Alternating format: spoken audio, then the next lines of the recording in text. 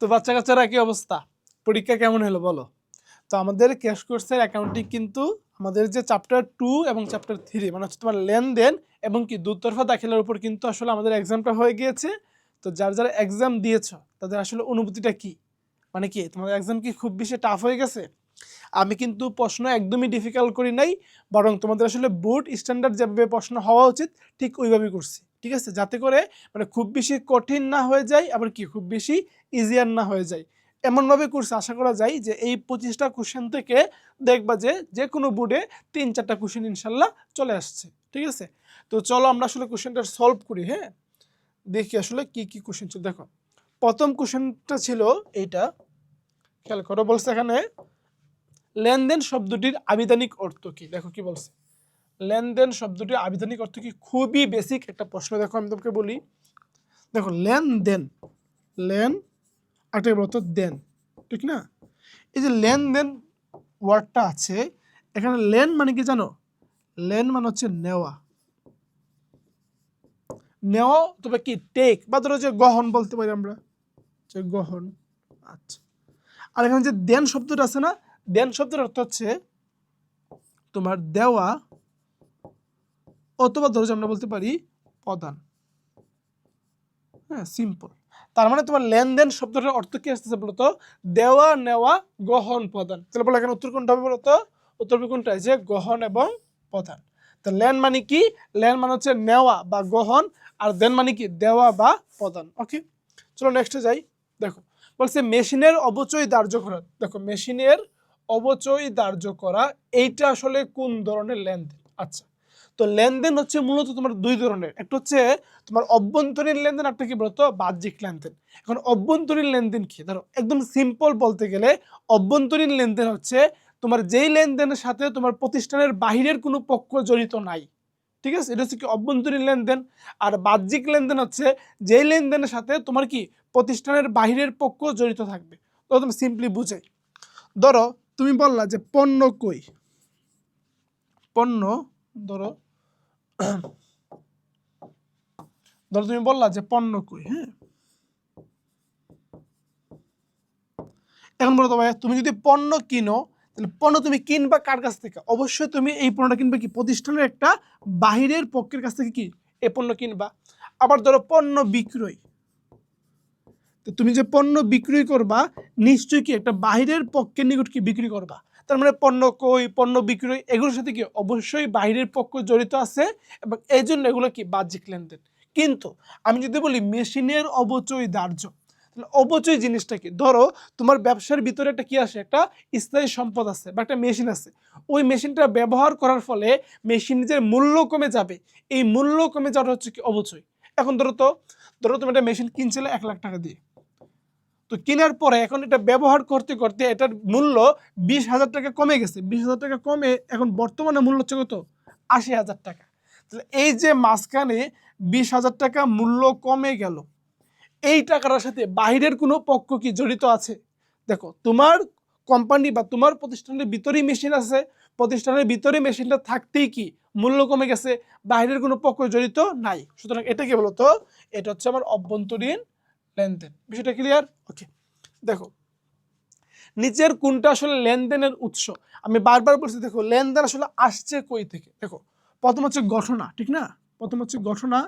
এই ঘটনা হইতে পারে তোমার দুই রকম, একটা হইতে পারে আর্থিক ঘটনা, একটা কি বলতো অনার্থিক ঘটনা। একটা কি বলতো? একটা হচ্ছে আর্থিক ঘটনা, আর একটা কি আমার অনার্থিক ঘটনা। অনার্থিক ঘটনা, তাহলে আর্থিক মানে কি যেই ঘটনার সাথে কি অর্থ সম্পর্কিত আছে, আর অনার্থিক মানে কি যেই ঘটনার সাথে কি অর্থের সম্পর্ক নাই। তাহলে যেই ঘটনার সাথে অর্থের সম্পর্ক নাই, ওই ঘটনার সাথে কি অ্যাকাউন্টিং এরও কোনো সম্পর্ক নাই। তাহলে আসলে লেনদেন আসে কোথা থেকে?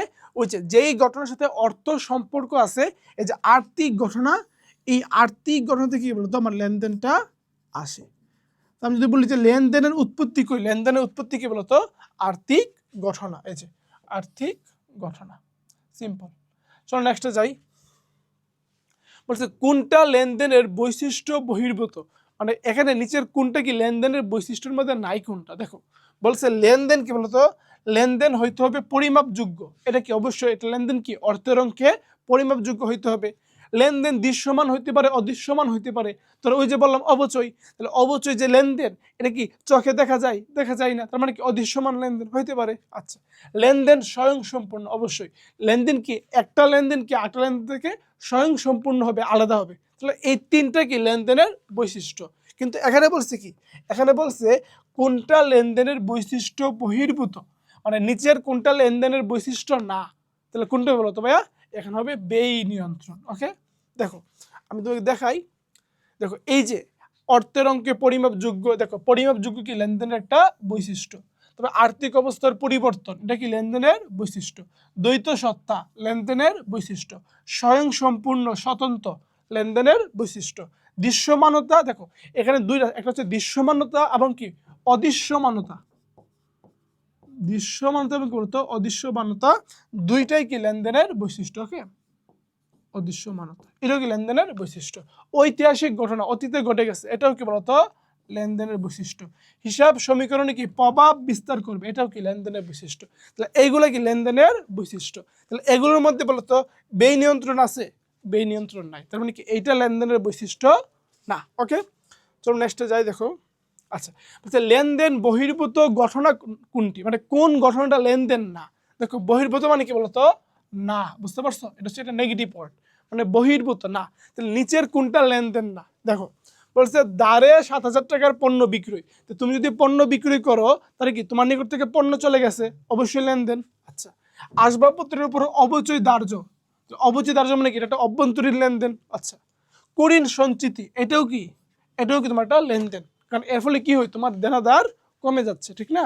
আচ্ছা, তাহলে দেখো 10,000 টাকার পণ্য ক্রয় করার জন্য ফরমাইশ দিয়েছে। ফরমাইশ মানে কি বলতো অর্ডার, অর্ডার। ওকে, দেখো ধরো তুমি কারোর নিকট থেকে পণ্য কিনবা, যে আমি তোমার থেকে 10,000 টাকার পণ্য কিনবো, তোমাকে অর্ডার দিলাম, কিন্তু তুমি কি তাকে কোনো রকম টাকা দিয়েছো? দাও নাই।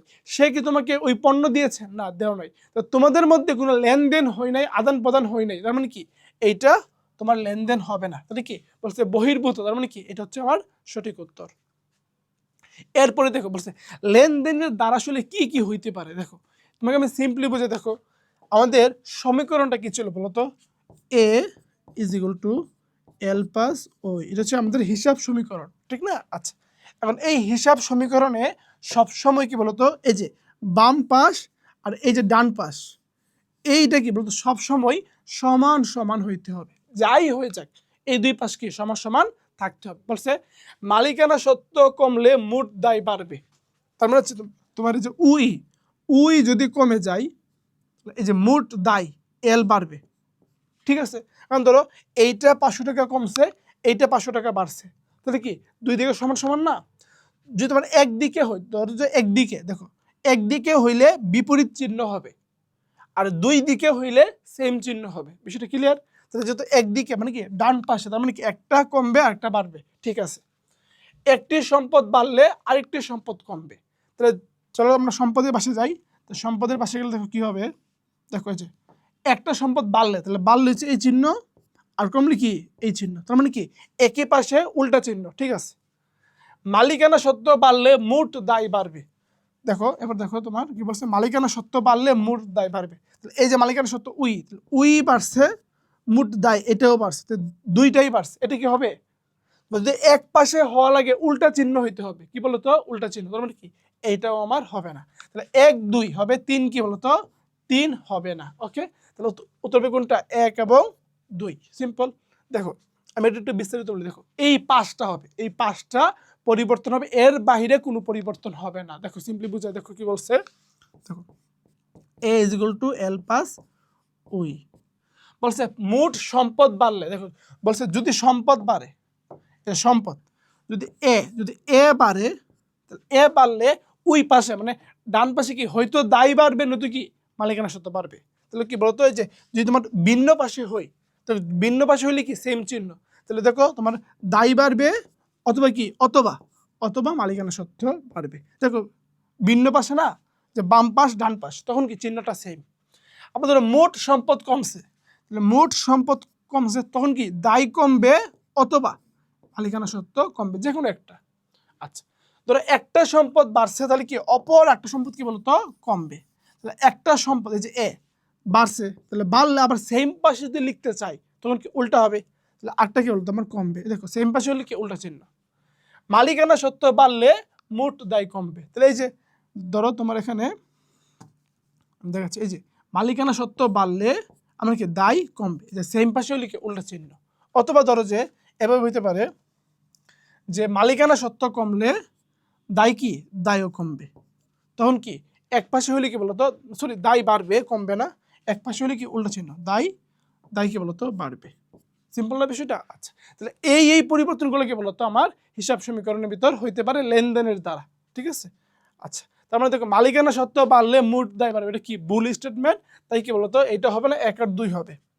এবার দেখো বলছে A is equal to L plus OE, এই হিসাব সমীকরণের মধ্যে আসলে এল জিনিসটা কি বুঝে ভালো করে। হ্যাঁ, এই যে A is equal to L plus OE, তো বলতো ভাই এখানে এ মানে কি, এ মানে হচ্ছে অ্যাসেট, আর অ্যাসেট মানে কি, অ্যাসেট মানে হচ্ছে আমার সম্পদ, এটা আমার সম্পদ।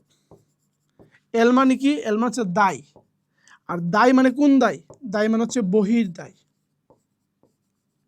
বহির দায়। আর উই মানে কি, উই মানে হচ্ছে মালিকানা সত্ত্ব, মালিকানা সত্ত্ব তো আমরা এটা বলতে পারি অন্তর্দায়, বলতো ভাইয়া অন্তর্দায়, ঠিক আছে। আচ্ছা, এখন এটা হচ্ছে আমার কি সমীকরণ। এখন এখানে কিন্তু আমি চাইলে এই যে উইটা আছে না, এটাকে আমি আবার একটু মানে এটা হচ্ছে একদম মৌলিক সমীকরণ, বাট এটাকে চাইলে আমরা একটু বড় করতে পারি। কিরকম দেখো, এই যে এ এর জায়গায় থাকলো, এল কি এল এর জায়গায় থাকলো, বাট এই উইটাকে ভেঙে আমরা লিখতে পারি এরকম, দেখো যে সি প্লাস আর, মানে মূলধনের সাথে কি আমরা আই যোগ করবো, capital plus revenue minus expense minus ডুইংস, এবং কি ব্যয় মাইনাস কি বলতো উত্তোলন। তাহলে এই যে আমরা মালিকানা সত্ত্বকে বাংলাম, দেখো এখানে দুইটা উপাদান যোগ হবে, কি কি বলতো মূলধন এবং আয় কি যোগ হইল, যে ক্যাপিটাল আর কি বলতো রেভিনিউ যোগ হবে, এবং এক্সপেন্স এবং ডুইংস মানে খরচ এবং উত্তোলন এই দুটো কি বলতো আমার বিয়োগ হবে, মনে থাকবে খরচ এবং উত্তোলন কি বলতো বিয়োগ হবে। তো এই হচ্ছে আমার বিষয়। তাহলে এখানে বলছে এল জিনিসটা কি, এল এখানে বলতো এল হচ্ছে এখানে কি বলতো বহির দায়, সিম্পল। আচ্ছা, এবার দেখো হিসাব সমীকরণের মূল উপাদান কয়টা, এই যে বললাম একটু আগে, দেখো হিসাব সমীকরণের কি তিনটা, 1 2 3, তাহলে মূল উপাদান কয়টা বলতো, মূল উপাদান হচ্ছে আমার তিনটা, তাহলে উত্তর দেখো এখানে ক।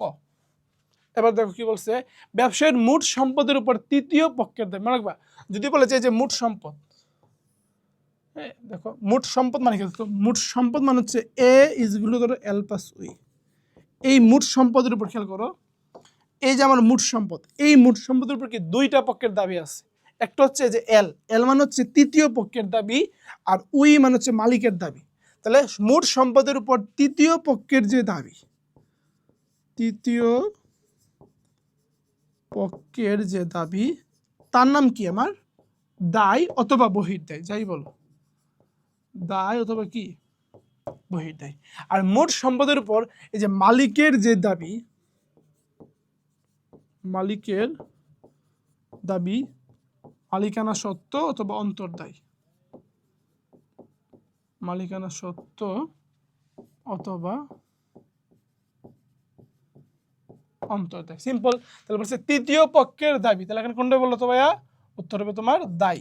ওকে, এবার দেখো 50,000 টাকা মূলধন হিসাবে ব্যবসায় আনয়ন করলে হিসাব সমীকরণের কোন উপাদানের প্রভাব পড়বে, একদম সিম্পল। দেখো তুমি যদি আসলে 50,000 টাকা ব্যবসাতে আনো, তাহলে প্রথম হচ্ছে তোমার ব্যবসার নগদ টাকা বাড়বে, মানে তোমার ব্যবসা কি সম্পদ, এই যে নগদ টাকা কি সম্পদ, তার মানে কি তোমার ব্যবসার নগদ টাকা মানে এ কি বলতো এ বাড়বে।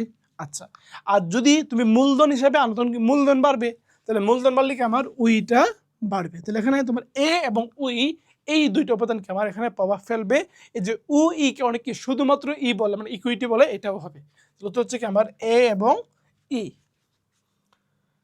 ডেবিট নোটের সাহায্যে লেখা হয় কোনটা, এটা খুবই খুবই গুরুত্বপূর্ণ একটা বিষয়। দেখো প্রথমত হচ্ছে আমার এই যে কই বই বলি আমরা, কই যাবে দা কই বই বলো অথবা বিক্রয় বই বলো, যাই বলো,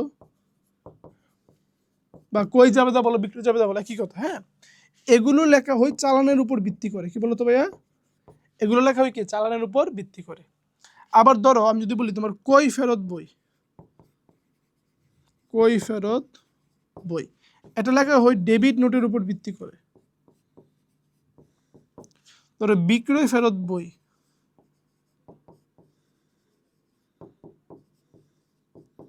এটা লেখা হয় ক্রেডিট নোটের উপর ভিত্তি করে। আচ্ছা ঠিক আছে। আচ্ছা আরো কিছু বিষয় বলি, দেখো ধরো যদি আসে যে পণ্য ক্রয় বিক্রয়ের প্রামাণ্য দলিল কোনটা, দেখো ধরো আসছে পণ্য ক্রয় বিক্রয়ের প্রামাণ্য দলিল।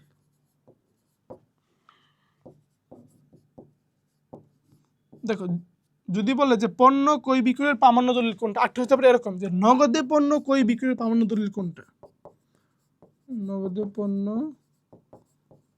ক্রয় বিক্রয়ের প্রামাণ্য দলিল।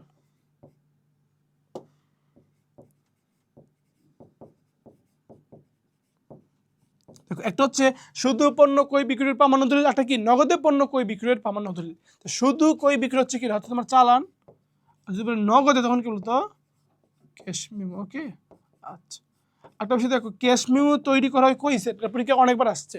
ক্যাশ মেমো তৈরি করা হয় 3 সেট। ওকে ওকে আরো কিছু বিষয় খেয়াল করতে পারো, দেখো এই যে ক্যাশ মেমো, হ্যাঁ এই ক্যাশ মেমোতে স্বাক্ষর থাকে কার, ক্যাশ মেমোতে স্বাক্ষর থাকে ক্রেতা এবং বিক্রেতা দুইজনের, ক্রেতা এবং বিক্রেতা দুইজনের স্বাক্ষর থাকে। বাট চালান এটা কি, এটা হচ্ছে বাকিতে পণ্য ক্রয় বিক্রয়। তাহলে বাকিতে পণ্য ক্রয় বিক্রয় হলে কি সেখানে তোমার নর্মালি ক্রেতা মানে উপস্থিত থাকে না, এখানে কি শুধুমাত্র বিক্রেতার স্বাক্ষর থাকে, বিক্রেতার স্বাক্ষর থাকে। ঠিক আছে এই আর কি। তাহলে এখানে হচ্ছে ডেবিট নোট কি বলতো, ডেবিট নোটের সাহায্যে লেখা হয় কোন বই বলতো, যে ডেবিট নোটের সাহায্যে লেখা হয় আমার ক্রয় ফেরত বই। ওকে ক্রয় ফেরত বই। চলো নেক্সটে যাই, বলছে ক্যাশ মেমো কই সেট, একটু আগে পড়লাম ক্যাশ মেমো কি বলতো 3 সেট তৈরি করা হয়। ওকে দেখো বলছে কারবারি বার্তা কোথায় দেখানো হয়, মানে বাবা কারবারি বার্তা অ্যাকাউন্টিং এর কোনো জায়গায় দেখানো হয় না, শুধুমাত্র চালানে কারবারি বার্তা দেখানো হয়। দেখবে তাহলে কি কারবারি বার্তা কি বলতো কোনো জায়গায় দেখানো হয় না, একমাত্র কি চালানের মধ্যে কি বলতো কারবারি বার্তাটা দেখানো হয়। ঠিক আছে ভাই, দেখো আমরা যখন তোমার চালান করছিলাম তখন কি করছিলাম বলতো, ওই যে কারবারি বার্তা কিন্তু মাইনাস করে দেখাই দিছিলাম না, তো একমাত্র তোমার চালানের মধ্যে কি কারবারি বার্তাটা আমরা মাইনাস করে দেখাই, এছাড়া বাকি কোনো জায়গায় কারবারি বার্তার কোনো অস্তিত্ব নাই। ওকে এবার দেখো আমরা একটা উদ্দীপক দেখি, বলছে জনাব মুস্তফা 2014 সালের 1 জুলাই তারিখে নগদ 1.5 লক্ষ টাকা এবং 1 লক্ষ টাকার ব্যাংক ঋণ নিয়ে ব্যবসা শুরু করেন।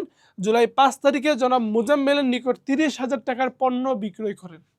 বলছে তার প্রারম্ভিক মূলধনের পরিমাণ কত, বা একদম সিম্পলি বুঝো ভাই প্রারম্ভিক মূলধন মানে কি, প্রারম্ভিক মূলধন মানে হচ্ছে মানে মূলধন জিনিসটা কি, মূলধন হচ্ছে মালিক নিজের যা কিছু ব্যবসাকে দিবে, মালিক নিজের যা কিছু কি ব্যবসাকে দিবে। এবার বলো মালিক নগদে দিছে কত 1.5 লক্ষ টাকা, এটা মালিকের নিজের টাকা ব্যবসাকে দিছে, তাহলে এটা মূলধন হবে।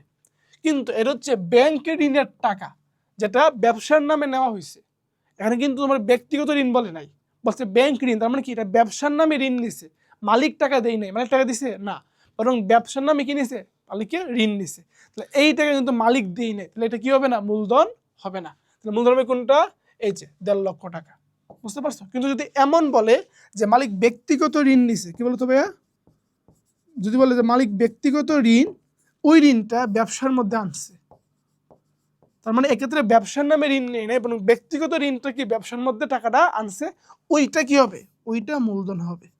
কিন্তু ব্যবসার নামে ঋণ নিলে কি বলতো ওইটা মূলধন হবে না। ওকে দেখো এটা তারপরে কেন বলছে যে জুলাই 5 তারিখে 30,000 টাকার পণ্য বিক্রয় করছে, কার নিকট, মুজাম্মেলের নিকট, তাহলে নাম উল্লেখ আছে মানে কি বাকিতে বিক্রয় করছে। এবার দেখো পণ্য বিক্রয়ের ফলে কি বলো তো ভাই, পণ্য বিক্রি করলে তুমি যদি বাকিতে বিক্রয় করো তাহলে কি তোমার একটা দেনাদার তৈরি হবে, তাহলে তোমার কি একটা তোমার সম্পদ বাড়বে একটা, তাহলে বাড়বে এবং কি তুমি যে বিক্রি করছো তোমার আয়, তাহলে আয় বাড়লে কি হবে, আয় বাড়লে আমার এই যে মালিকানা সত্ত্ব কি বলতো বাড়বে। ঠিক আছে, তাহলে একদিকে তুমি যে বিক্রি করছো বাকিতে তোমার একটা সম্পদ তৈরি হয়েছে দেনাদার হিসাব, তাহলে এটা তোমার বাড়ছে, তাহলে বৃদ্ধি পাবে। আর তুমি যে বিক্রি করছো এটা আয়, আয় হলে কি মালিকানা সত্ত্ব বাড়বে, তাহলে বৃদ্ধি পাবে এবং বৃদ্ধি পাবে, তাহলে 1 এবং 3 হবে। এরপরে দেখো ভাইয়া এই দেখো দুতরফা দাখিলা পদ্ধতি কত সালে উৎপত্তি হয়েছে, সিম্পল একদম মুখস্থ, 1494 সালে উৎপত্তি হয়েছে। কে করছে উৎপত্তি বলতো, ইতালির একজন গণিতবিদ ছিল, ওর নাম কি? নাম হচ্ছে লুকা পেসিউলি, ঠিক আছে? লুকা পেসিউলি তিনি 1494 সালে কি বলতো এই দুতরফা দাখিলা পদ্ধতি কি বলতো তিনি আবিষ্কার করছে, ঠিক আছে? এবং উনি একটা বই লিখছেন, ও বইয়ের নামটা খুবই কঠিন, ঠিক আছে? নাম কি বলতো? সুম্মা ডি এরিথমেটিকা জিওমেট্রিয়া পপুলেশনিয়েট পপুলেশনালিটা, ঠিক আছে? এই ছিল ওনার বইয়ের নাম, যে বইটাকে উনি 1494 সালে উনি লিখছে। কি বলতো? সুম্মা ডি এরিথমেটিকা পপুলেশনিলেট, কি মানে সুম্মা ডি এরিথমেটিকা জিওমেট্রিয়া পপুলেশনালিয়েট পপুলেশনালিটা, খুব কঠিন নাম, ঠিক আছে? আচ্ছা এবার দেখো বলছে দুতরফা দাখিলা পদ্ধতি, এটা আমরা জানি এটাকে একটা পূর্ণাঙ্গ পদ্ধতি, আমরা নির্ভর করতে পারি, নির্ভরযোগ্য পদ্ধতি এবং বিজ্ঞানসম্মত এবং কি স্বয়ংসম্পূর্ণ পদ্ধতি। কিন্তু এর বিপরীতে কি একতরফা দাখিলা, এটা বিজ্ঞানসম্মত না, পূর্ণাঙ্গ না, স্বয়ংসম্পূর্ণ না। কিন্তু দুতরফা দাখিলা কি সবগুলো বৈশিষ্ট্য বিদ্যমান। ওকে, এই যে দুতরফা দাখিলা পদ্ধতি, এটা আসলে কি পদ্ধতি বলতো? এটা কি রিপোর্টিং পদ্ধতি? আমরা কি দ্বারা রিপোর্ট বানাই? না, রিপোর্ট বানাই না। আমরা কি দ্বারা লিপিবদ্ধ করি? না, লিপিবদ্ধকরণ পদ্ধতি হচ্ছে জাবেদা, দুতরফা দাখিলা না। এটাকে আমাদেরকে আর্থিক বিবরণী তৈরি করতে সাহায্য করে? এটাও না। দুতরফার দ্বারা আমরা আসলে বুঝতে পারি যে দুইটা পক্ষের মধ্যে কে ডেবিট কে ক্রেডিট, ওইটাকে আমরা যাচাই করতে পারি। তার মানে দুতরফা দাখিলা হচ্ছে একটা কি বলতো ডেবিট ক্রেডিট নির্ধারণ পদ্ধতি। এবার দেখো বলছে দুতরফা দাখিলা পদ্ধতির মূলনীতি কোনটি? মনে রাখবা দুতরফা দাখিলা পদ্ধতি খেয়াল রাখো ভাইয়া, যে দুতরফা দাখিলা তার মূলনীতি বা বৈশিষ্ট্য, যাই বলো, মূলনীতি বা বৈশিষ্ট্য হচ্ছে 5টা, তার সুবিধা হচ্ছে 10টা। 10টা, এগুলো একটু শিখতে হবে। এবং হিসাব চক্র আছে না, হিসাব চক্রের ধাপও 10টা, হিসাব চক্রের ধাপ এটা কি বলতো, এটা হচ্ছে আমার 10টি। এখন এই যে মূলনীতি বললাম যে হ্যাঁ মূলনীতি বা বৈশিষ্ট্য আসলে কোনগুলো, দেখো এই যে 5টা, এই ভাষা হচ্ছে মূলনীতি বা বৈশিষ্ট্য। তো বলছে নিচের কোনটা মূলনীতি বা বৈশিষ্ট্য হবে? কোনটা বলতো? এই যে দ্বৈত সত্তা, এই দেখো দ্বৈত সত্তা, এটাকে বলতো মূলনীতি বা বৈশিষ্ট্য। এরপরে দেখো এই যে সেম বলছে কোনটা দুতরফা দাখিলা পদ্ধতির বৈশিষ্ট্য, মিলাও তো কোনটা আছে এখানে, এই যে পাইছো সামগ্রিক ফলাফল। এটা হবে কি, এই যে তোমরা দেখো সামগ্রিক ফলাফল নির্ণয়, এটা কি দুতরফা দাখিলা পদ্ধতির বৈশিষ্ট্য, ঠিক আছে? এই বৈশিষ্ট্য থেকে প্রত্যেক বছরই কিন্তু কোশ্চেন আসে। দেখো বলছে সুবিধা কয়টা, আমি তো পড়ছি, সুবিধা কয়টা বলো তো? দুতরফা দাখিলা পদ্ধতির সুবিধা হচ্ছে তোমার 10টা, কিন্তু মূলনীতি বা বৈশিষ্ট্য কয়টা? 5টা। ওকে, এবার দেখো এই যে 10টা সুবিধা একটু পড়বা, দেখো কি বলছে এখানে। আগে আমরা একটু মূলনীতিগুলো পড়ে আসি। দেখো মূলনীতি কি বলছিল, বলছে দ্বৈত সত্তা, দুইটা পক্ষ থাকবে, দাতা এবং গ্রহীতা, একজন দিবে একজন নিবে, ডেবিট ক্রেডিট, হ্যাঁ যে দিবে সে কি ক্রেডিট আর যে নিবে সে কি ডেবিট, সমান অঙ্কের আদান প্রদান, মানে কি ডেবিট ক্রেডিট সমান হবে, বুঝতে পারছো? দুটো কি বলতো সমান হবে। এবং এর মাধ্যমে আমরা সামগ্রিক অবস্থা জানতে পারবো একটা ব্যবসায়ের। ওকে, সামগ্রিক ফলাফল জানতে পারবো, নিট লাভ বা ক্ষতি জানতে পারবো। আর এই হচ্ছে আমার তোমার সুবিধা, যে এই পদ্ধতিতে হিসাব করলে কি পরিপূর্ণ হিসাব রাখতে পারবো, লাভ লোকসানকে আমরা সঠিকভাবে নির্ণয় করতে পারবো, গাণিতিক শুদ্ধতাকে আমরা যাচাই করতে পারবো, আর্থিক অবস্থাকে আমরা নিরূপণ করতে পারবো, ভুল ত্রুটি বা জালিয়াতি এটাকে আমরা প্রতিরোধ করতে পারবো। ওকে, আমাদের ব্যয় নিয়ন্ত্রণ হবে, ব্যয়কে আমরা মিনিমাইজ করতে পারবো, আমার মোট দেনা কতটুকু, মোট পাওনা আমার কি পরিমাণ আছে আমি কি জানতে পারবো, সঠিক ট্যাক্স কর কতটুকু হবে আমি জানতে পারবো। এটা খুবই সহজ প্রয়োগ, খুবই গোছানো একটা পদ্ধতি এবং কি সর্বজনীন স্বীকৃতি, সারা পৃথিবীতে কি দুতরফা দাখিলা পদ্ধতির স্বীকৃতি আছে। বলছে হিসাব চক্রের তৃতীয় ধাপ কোনটা? এই কোশ্চেনগুলো আসে যে হিসাব চক্রের প্রথম ধাপ কোনটা, তৃতীয় ধাপ কোনটা, পঞ্চম ধাপ কোনটা, সপ্তম ধাপ কোনটা, এগুলো পরীক্ষায় বারবার আসে পরীক্ষায়। তো এই হচ্ছে আমাদের হিসাব চক্র, 10টা ধাপ আছে মোট, প্রত্যেকটা ধাপ সিরিয়াল মেনটেন করে শিখতে হবে। দেখো বলছে যে তৃতীয় ধাপ কোনটা, তো তোমাকে জানতে হবে যে প্রথম ধাপ কি লেনদেন শনাক্তকরণ, দ্বিতীয় ধাপ কি লেনদেন বিশ্লেষণ, তৃতীয় ধাপ কি জাবেদাভুক্তকরণ। এই হচ্ছে আমার জাবেদাভুক্তকরণ। ধরো পরীক্ষা আসছে যে পঞ্চম ধাপ কি ডেওমিল প্রস্তুত, ষষ্ঠ ধাপ কি সমন্বয় দাখিলা, সপ্তম ধাপ কি কার্যপত্র। এইভাবে প্রত্যেকটা কি তোমাকে একটু মুখস্থ করে রাখতে হবে, ঠিক আছে? এখান থেকে শুরু হয়েছে 1, হ্যাঁ এখান থেকে শুরু হয়েছে 1 2 3 4 5 6 7 8 9 10, এই যে 10টা ধাপ একদম সিরিয়াল মেনটেন করে কি বলতো প্রত্যেকটা ধাপ তোমাকে একটু শিখতে হবে। এবার দেখো বলছে আর্থিক বিবরণী ঐচ্ছিক কাজ হিসাবে কোনটা, আর্থিক বিবরণীর ক্ষেত্রে ঐচ্ছিক কাজ কোনটা, মানে বা আর্থিক বিবরণীর ক্ষেত্রে ঐচ্ছিক কাজের নাম হচ্ছে কার্যপত্র, কার্যপত্র, এবং এটাকে বলে ওয়ার্কশিট, যেটাকে আমার আর্থিক বিবরণী তৈরি করতে আমাকে হেল্প করবে। ওকে, ওয়ার্কশিট তাহলে হচ্ছে তোমার কার্যপত্র বা কি বলতো ওয়ার্কশিট।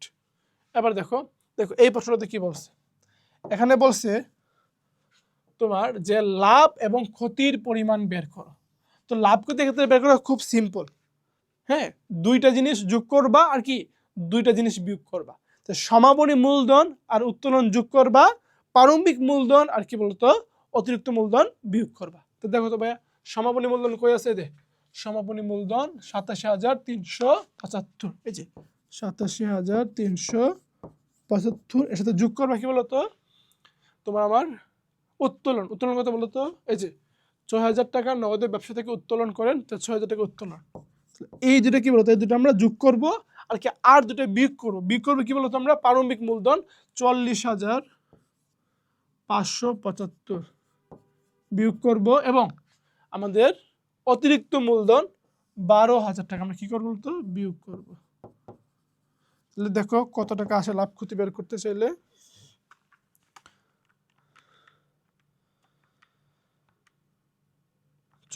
টাকা মাইনাস 40,575, তো তোমার হচ্ছে 36,800। এই দেখো 36,800 টাকা কেমন লাভ হয়েছে, যে তোমার আসলে এটা প্লাসের ফিগার আসছে মানে কি লাভ হয়েছে, আর যদি মাইনাসের ফিগার আসতো ক্যালকুলেটর তখন কি আমার ক্ষতি হয়েছে। ঠিক আছে, ধরো বলছে এরকম যে 100 টাকা থেকে 120 টাকা বিয়োগ করো, তার মানে কেন মাইনাসে 20 আসবে, তার মানে কি ক্ষতি হয়েছে, বুঝতে পারছো। আচ্ছা এবার দেখো কি বলছে, বলছে একতরফা দাখিলা পদ্ধতিতে কোন শ্রেণীর হিসাব সংরক্ষণ করা হয় না। সিম্পল, একতরফা দাখিলা পদ্ধতিতে নামিক হিসাব কি বলতো ভাইয়া, নামিক হিসাব সংরক্ষণ করা হয় না। বলছে নামিক হিসাব আবার কি, নামিক হিসাব মানে হচ্ছে আয় ব্যয় হিসাব, কি বলতো ভাইয়া আয় ব্যয় হিসাব। ঠিক আছে, তার মানে এখন উত্তর কোনটা বলতো, যে আয় ব্যয় হিসাবকে বলতো একতরফা দাখিলা পদ্ধতিতে সংরক্ষণ করা হয় না। তো এই ছিল আসলে আমাদের কোশ্চেন সলভ ক্লাস। আশা করা যায় তোমরা আসলে পরীক্ষার প্রত্যেকটা কোশ্চেন আর তোমরা বুঝতে পারছো আসলে কিভাবে আসছে, কোন মানে পার্সপেক্টিভ থেকে আসছে। তারপরে যদি কোনো এমসিকিউ নিয়ে বা কোনো কোশ্চেন নিয়ে তোমাদের কোনো কনফিউশন থাকে, আমাদের তো আসলে একটা রিথিঙ্কের কি তোমাদের জন্য ক্যাশ কোর্সের একটা আলাদা প্রাইভেট গ্রুপ আছে, তোমরা কি ওইখানে চাইলে পোস্ট করতে পারো, আমরা অ্যাজ সুন অ্যাজ পসিবল তোমার কনফিউশনটা দূর করার চেষ্টা করবো ইনশাল্লাহ। ঠিক আছে, তো আজকে এতটুকুই, পরের যে লেকচার আসবে বা পরের যে ভিডিও আসবে তোমাদের ওইটার উপর একটু ভালো করে প্রিপারেশন নাও এবং ভালো করে পরীক্ষা দাও যেন কি 25-এ পাইতে পারো ইনশাল্লাহ। তো দেখা হবে আবার ইনশাল্লাহ।